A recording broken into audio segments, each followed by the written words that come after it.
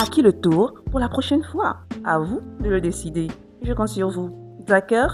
D'accord.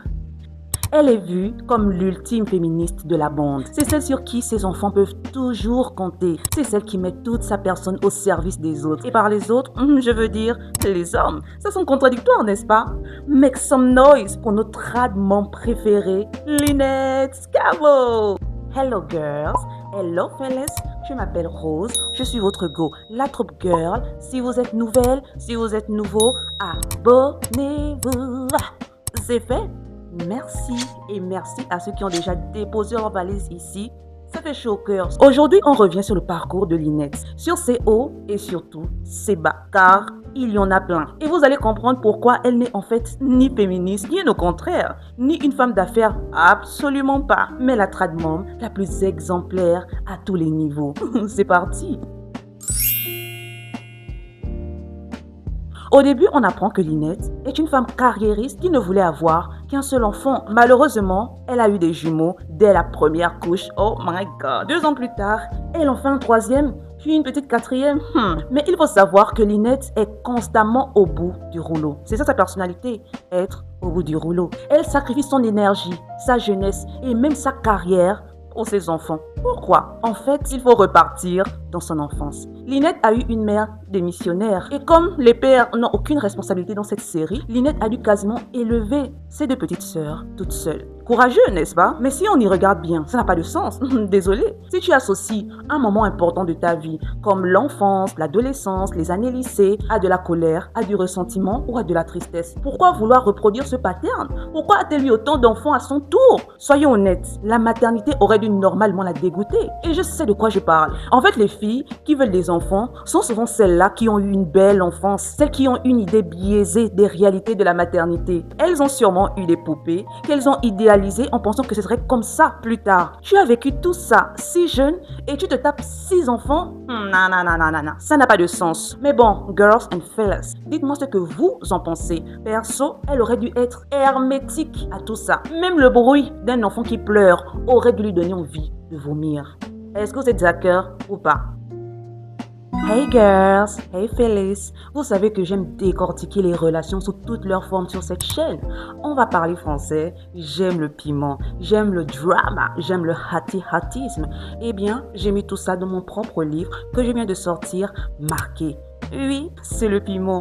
C'est l'histoire de Ivy, une jeune femme sucrée qui touche enfin son rêve du doigt, devenir une danseuse reconnue et pouvoir vivre de sa passion. Car notre go vient d'un milieu défavorisé, mais tout bascule quand elle rencontre Jérôme. Le gars est beau, il est riche, pimenté, issu de l'une des familles les plus puissantes du pays et il lui offre la sécurité, mais à une seule condition, qu'elle abandonne tout pour lui. Entre la passion pour son art et la tentation de se laisser porter par un bad boy millionnaire, quel prix Ivy est-elle prête à payer? Si vous aimez les histoires de choix impossibles et de dilemmes amoureux, si vous aimez le piment et le drama, comme moi, marqué est fait pour vous.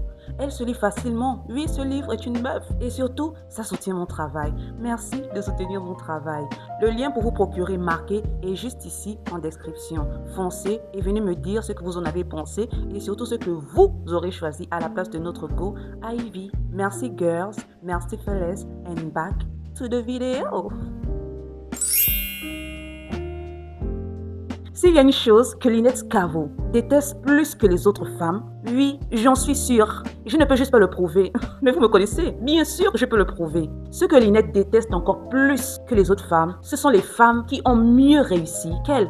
Ah, je dois aussi vous le prouver. Ok, à certains moments, voyez-vous, il semblerait que Lynette est l'avatar des anti-femmes derrière cette série, qui aimeraient bien remettre les femmes de pouvoir à leur place. Mais comme ils sont malins ou lâches, ils ne peuvent pas le faire en tant qu'hommes. Ils ont donc donné cette caractéristique bien spécifique à Lynette. Ah, vous croyez que je blague? Alors, allons-y seulement. Voyons son rapport aux femmes de pouvoir. C'est parti. En saison 1, Lynette arrive à peine dans le comité des mères d'élèves dans la nouvelle école de ses enfants or whatever. Il y a à sa tête une femme, Maisie Gibbons, la présidente, qui ose ne pas être d'accord avec ses idées. Sachez que toutes les femmes de pouvoir dans cette série sont tyranniques. Il faut donc les humble. Il faut s'en occuper. Quoi? Tu oses refuser les propositions de la génialissime Lynette Scavo? Tu vas le payer. Elle l'invite quasiment à une baston dehors. Ce n'est pas fini. Plus tard en saison 2, elle recommence à bosser après avoir gâché la promo de Tom. Et bizarrement, elle arrive à allier le fait d'être une mère de 5 enfants et d'avoir une carrière. On peut se demander pourquoi a-t-elle arrêté de bosser?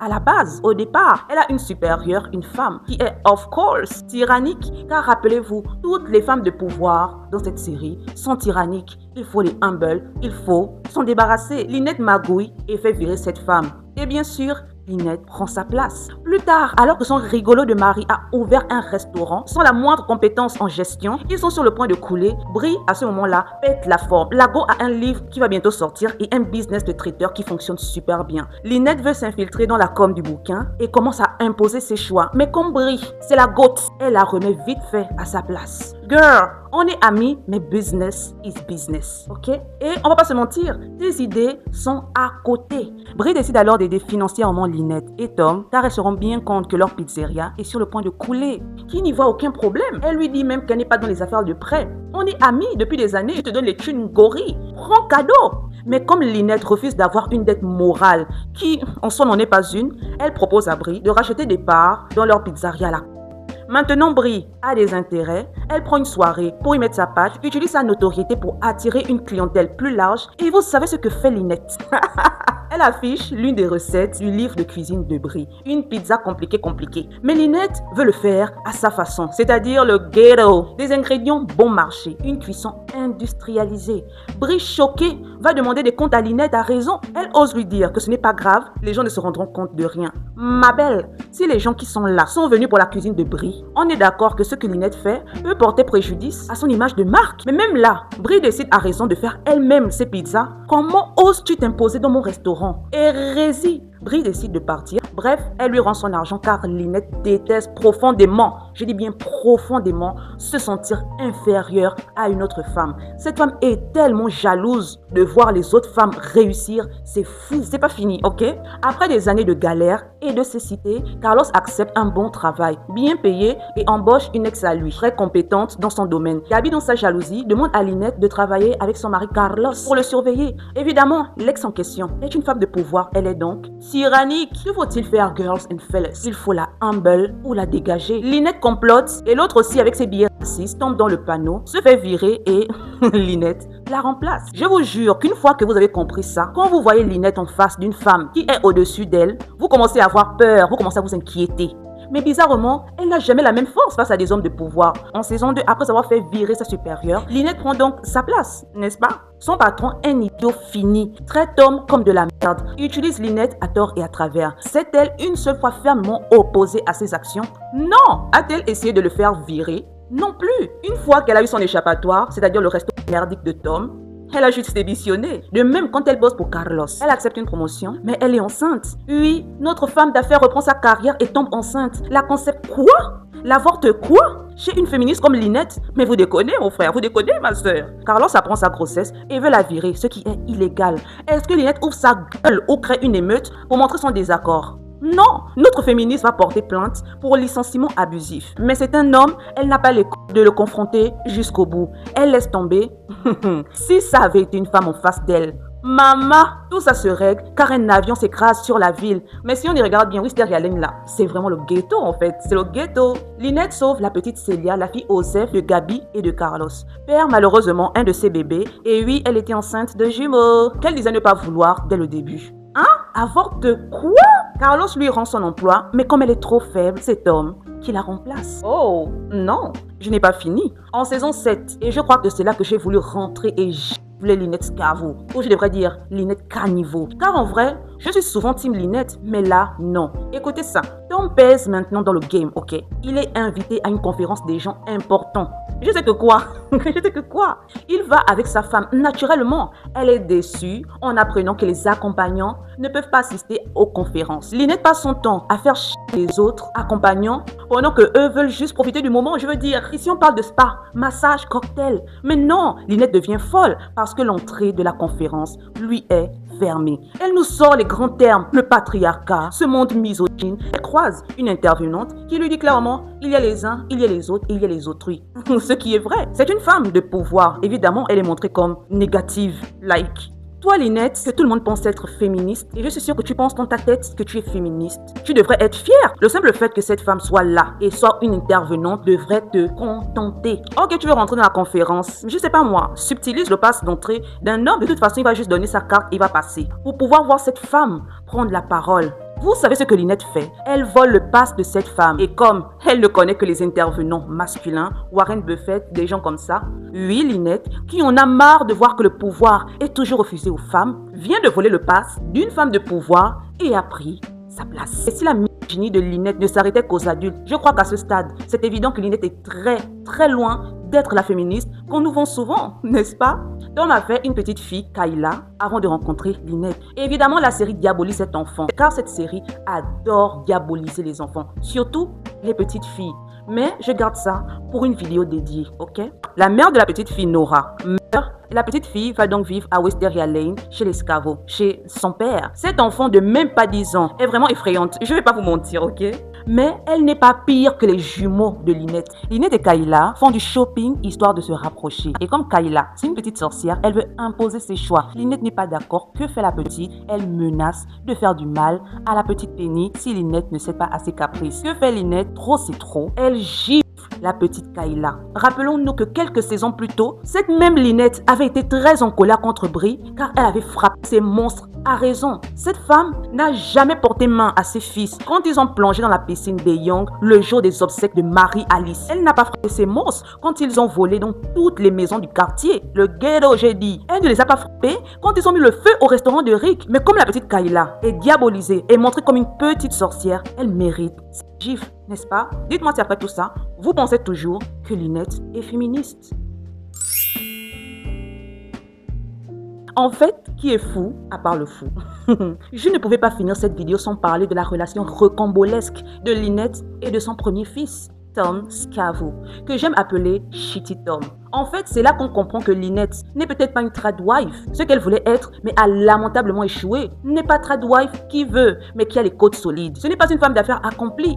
N'est pas brivant de comme de côte qui veut, mais qui peut. Néanmoins, elle excelle dans le fait d'être une trad mom. Et comme Isabelle, la petite amie de Tom, avant qu'il ne la quitte pour Lynette, ne le maternait pas comme sa mère, il a épousé sa mère.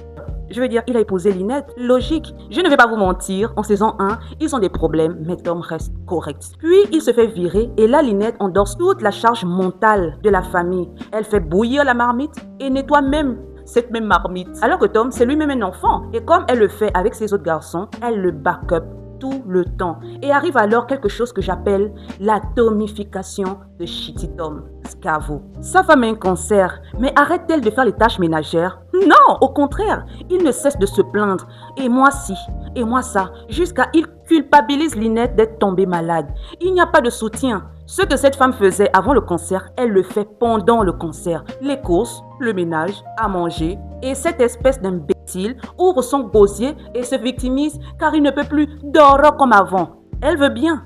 Elle va acheter une perruque pour pimenter le truc. Pendant l'action, la perruque tombe. Mais Shitty Tom Caniveau est dégoûté et il arrête. Le jour d'après, il lui demande de refaire avec une autre perruque ou un truc comme ça. Elle dit non, que ça la dérange. Et il ose dire que dans le concert de Lynette, personne ne pense à lui et à ce qu'il ressent lui.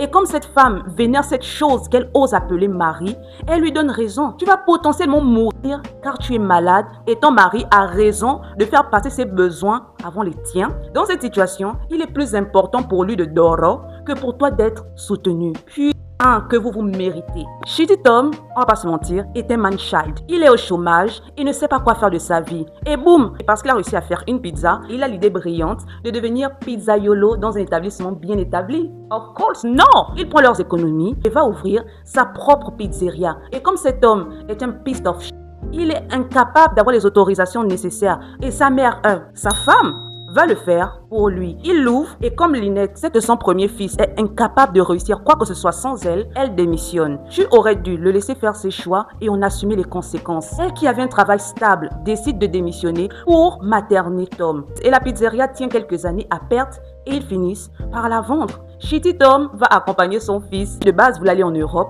pour faire le tour d'un campus. Et quand il revient de là, il décide de reprendre ses études et s'inscrit en faculté de mandarin. Ta femme n'a pas de travail, toi non plus. Mais dites-moi, comment arrive-t-il même à vivre dans ce quartier? Ils sont tous riches apparemment. Mais on reconnaît bien là la patte. Les deux sont maintenant au chômage. Et Brie la Goat obtient un entretien avec son éditeur pour Tom, chose que Lynette lui a clairement demandé. Et Shitty Tom sabote l'entretien en question, jusqu'à ce que Lynette se rappelle qu'elle aussi est douée en affaires. Comme Tom ne veut pas du job, Lynette se positionne. Bizarrement, maintenant que Lynette est positionnée, Shitty Tom veut le job et livre une bataille d'un ridicule. Finalement, personne n'obtient le job. Qui est fou pour embaucher des fous pareils? Même pas un fou, ça je vous le dis. Pas une excuse à Brie qui a organisé cette rencontre. Lynette demande pardon à Tom car elle n'aurait pas pris en compte ses sentiments. LOL, je dis que LOL, c'est un père de famille. Quand est-ce que tes sentiments à toi seront pris en compte? Cet homme est un père de famille. Je vous assure que toute la série, il n'y a pas une seule fois où Lynette se fait plaisir à elle-même, pour elle-même. Ah non, l'ensemble blanc, c'était pour impressionner ses collègues et Tom avait même refusé qu'elle l'achète. Elle va en week-end avec Gabi et boum, Shitty Tom fait son bébé gadin. Et étrangement, ça ne lui arrivera jamais avec Jen en saison 8. Mais posez le cœur, cette saison aura sa propre vidéo, car il y a trop de choses à dire.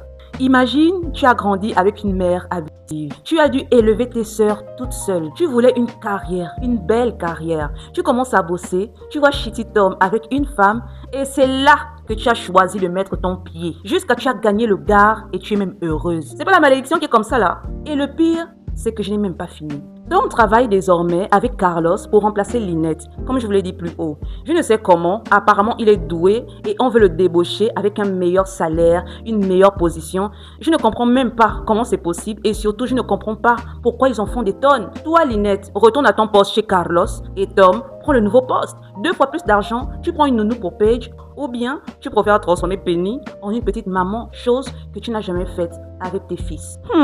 Weird. Je pourrais passer 2 heures à dire pourquoi Tom est une merde et à quel point Lynette n'est pas mieux. Mais la vérité est qu'ils se valent et qu'ils se méritent. Lynette a eu un enfant, à qui elle a donné des enfants et n'a fait que se sacrifier pour eux car Lynette n'est qu'une trad mom. Si Eddie représente le féminisme, eh bien Lynette représente la glamourisation de la souffrance des mères. Pas des femmes, non, des mères. On le voit tout au long de la série, mais je vais prendre 3 situations pour étayer mon propos. Sinon cette vidéo, qui est déjà beaucoup trop longue, ne finira jamais. Mais c'est quoi une trad mom? Une trad mom, c'est une femme qui aime ses enfants plus que tout. Elle n'est définie que par ça, le bonheur de ses enfants. Ce n'est pas une castratrice, non, c'est une mère poule qui surprotège ses enfants et qui les infantilise même quand ils sont adultes car elle n'a pas eu cette protection. Vous voyez?